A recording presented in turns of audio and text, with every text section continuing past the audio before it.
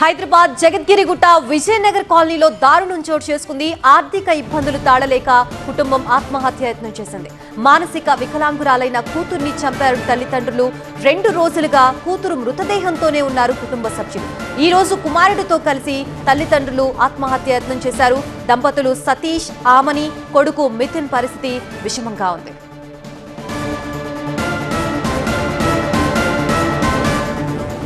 దీనిపై మరింత సమాచారం మా ప్రిన్సిపల్ కరెస్పాండెంట్ జ్యోతి అందిస్తారు.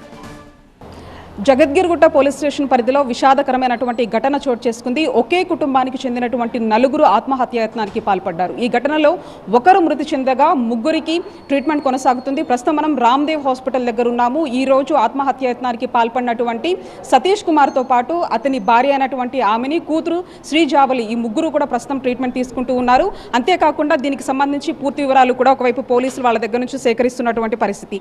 ప్రధానంగా ఎవరైతే సతీష్, ఆమని, అంతేకాకుండా వీళ్ళిద్దరికి 2 సంతానం ఉన్నారు. ఒకళ్ళు మిథున్తో పాటు మరొకరు శ్రీజావలి. అయితే శ్రీజావలి చిన్నప్పటి నుంచి కూడా ఆమె మానసికంగా బాలేకపోవడము, అనారోగ్య సమస్యలు ఉండడంతో కూడా వాళ్ళకి మరొక వైపు ఈ యొక్క ఆర్థిక ఇబ్బందులు ఏవైతే ఉంటాయో ఆ ఇబ్బందులు కూడా గత కొంతకాలంలో కూడా వీళ్ళు అనుభవిస్తున్నటువంటి క్రమంలో ఆ ఒత్తిడి భరించలేక ఆత్మహత్యాయత్నానికి పాల్పడినట్టుగా తెలుస్తుంది. ఈ క్రమంలో ఎవరైతే శ్రీజావలిని కూడా 2 రోజుల క్రితం ఆమెని హత్య చేసిన తర్వాత, ఆమెను చంపేసిన తర్వాత వీళ్ళు ఈరోజు ఎవరైతే ఈ 3 ఉన్నారో సతీష్తో పాటు ఆమెని, మిథున్, ఈ 3 కూడా ఒక కత్తితో వాళ్ళ చేతులను కోసుకోవడం జరిగింది. ఆ తర్వాత అప్పటికి చనిపోకపోవడంతో కూడా మిథున్ వాళ్ళ స్నేహితులకి ఫోన్ చేసి చెప్పడం, దీంతో 48 గంటల తర్వాత కానీ శ్రీజావలి చనిపోయినటువంటి విషయం బయటకు రానటువంటి పరిస్థితి. దీనికి సంబంధించి కూడా జగద్గిరిగుట్ట పోలీసులు వాళ్ళ దగ్గర నుంచి వివరాలు తెలుసుకుంటున్నటువంటి పరిస్థితి. ఎవరైతే శ్రీజావలి మృతదేహాన్ని కూడా పూర్తిగా కుళ్ళిపోయినటువంటి పరిస్థితులు కనిపిస్తూ ఉంది. అంతేకాకుండా వీళ్ళకి ప్రధానంగా ఆర్థిక సమస్యలు ఉండడం కారణం చేతనే ఈ యొక్క